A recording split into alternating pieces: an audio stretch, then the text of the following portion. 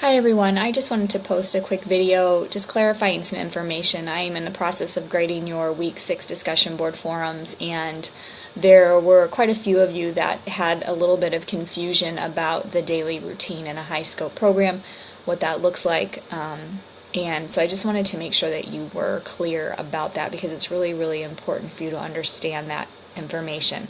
And so on the slide in front of you, I do have the discussion board forum from week 6. This is what it had asked you to do. It wanted you to create a schedule for a half-day program using the high scope philosophy. And then after creating that schedule, I wanted you to give me some specific activities. I wanted you to give me an activity and give me the brief description for that for a large group time, a small group time, a planning time, and a recall. And then I wanted you to give me an example of some 2 transitions that you would use throughout the day. So on the next slide, I just want to show you, this is a sample daily schedule. Again, your daily schedule did not have to look like this. This is just a sample, but what I put on this slide is that I wanted you to pay attention to the time breakdowns for each part of the day. Every high scope schedule needs to have these exact components in it. And the only thing that really has to be in the same order is that plan, do, review sequence. That planning time, work time, cleanup, recall always has to be one right after the other. It cannot be split up. So again, I just wanted to make sure that you understood that this is the appropriate times for these activities, and this is kind of the flow of how you could do a half-day program in the daily schedule. Detailing a little bit further, the greeting time and message board is always going to be the first thing that happens in a high scope program. Everyone meets in a large group. You're going to greet children for the day. During that time, you review the message board. I'm hoping that you all watched those videos that showed what the message board was and how that works. There was information in the textbook about the message board as well. But that message board is where the teachers communicate information about the day. If there's any changes in their daily schedule, if there's any students absent, if they're doing anything new, if there's new materials to the classroom, that's what's communicated. So that greeting time is not the same as a typical circle time. Some of you may think that greeting time is like circle time, but high scope is a very different philosophy than what some of you may be used to seeing in preschools or even experienced if you are teaching in a preschool program right now. And so it's not the same as a circle time. So you're not going to sit them all down, do the calendar, do the weather, read a story, do the job chart. That's not that there's anything wrong with doing that, but again, in a high school program, that's not what the greeting time is going to look like. You might throw in a couple other activities, but again, you don't want children to be sitting for a very long time during that grading time. We want to think about their attention span, how long it's appropriate for them to sit. 10-15 minutes tops is all you should be sitting there for greeting time. But again, if you want to talk about a helper of the day or jobs, that's fine. If you want to talk about, if you want to read a quick story or sing a quick song, that's fine, but you can also save that for a large group time as well.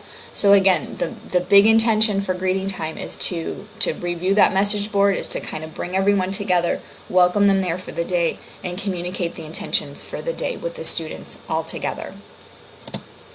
Small group time, again, this is a time of the day where the teacher has planned an activity around a specific standard or standards that they want the children to work on in developing some skill. So again, you're going to break the classroom down into smaller groups. It's a time where they come together to meet with the teacher. Within that small group time, you definitely are addressing some developmental need, whether it's social, emotional, cognitive, physical. You've set that activity. But then again, within that activity, you want to make sure that it reflects active participatory learning. You still want to make sure that there's, a variety of materials, that they have choice, and they're able to manipulate the materials in the way that they want to. You want to, scaffold their learning. You want to encourage that child language and thought. And so within that small group time, you want to have that as well. Again, it's not a very long activity. Only about 15 to 20 minutes is about all you should kind of plan for that small group time. Again, we talked about that plan, do, review sequence. That should always be in order. Planning time allows children to set and communicate their intentions for work time. There's a lot of different things you can do during planning time. There was a lot of information There's a lot of videos that you watched about planning ideas. And then there was information in the module too. I think there was an article where there was like over 100 ideas that you could use for planning and recall time. So there's a lot of different ways that you can implement that planning time and that recall time. Work time, that's uninterrupted time. You've not, your times of the day to plan things are the large group times and the small group time. So work time is uninterrupted times. Teachers are supposed to spend their time observing, having conversations with the children, scaffolding their learning. A teacher in a high scope program, they have prepared that environment so that it is able to help meet their developmental needs. You have been intentional about the arrangement of the interest centers. You have been intentional about the materials that you put in there. And through that design and through those materials, then the children will be learning about math and science and social studies and art and music and all those different concepts. And so again, you don't have to micromanage all of their activities. You don't have to call them over into little small groups throughout their work time, because that space has already been designed for them to learn those same types of skills. And through your scaffolding, through your conversations, you're going to help to allow them to develop and understand those concepts as well as they're working. After work time, cleanup time, again, let it be fun, make it a game, have music on. Again, let them, give them time to clean up. Don't rush them. Work time has been a time where they've been working. There's probably a lot of materials out, so that cleanup time is going to take some time. So allow them to have that time to clean up, be responsible for their work, be responsible for cleaning up their materials and getting it all back where it needs to go. That really helps in creating independence and in those self-help skills as well.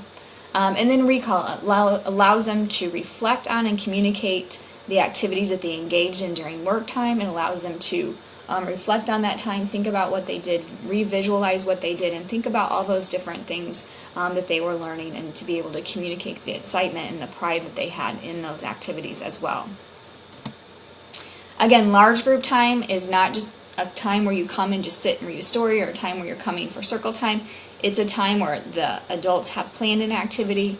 It's a time to build community. They come together. You can have a movement activity, music activity. If you want to do a story time, doing like a finger play or a puppet show, or having children act things out, or doing movements with the story, make it an active experience.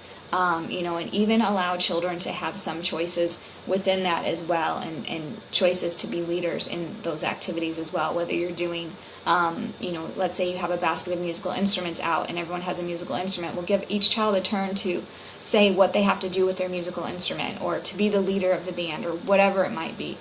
So allow them to reflect that active participatory learning within that large group time as well. And then again, transitions. Transitions are the minutes between the other blocks of the day, as well as the arrival and departure times.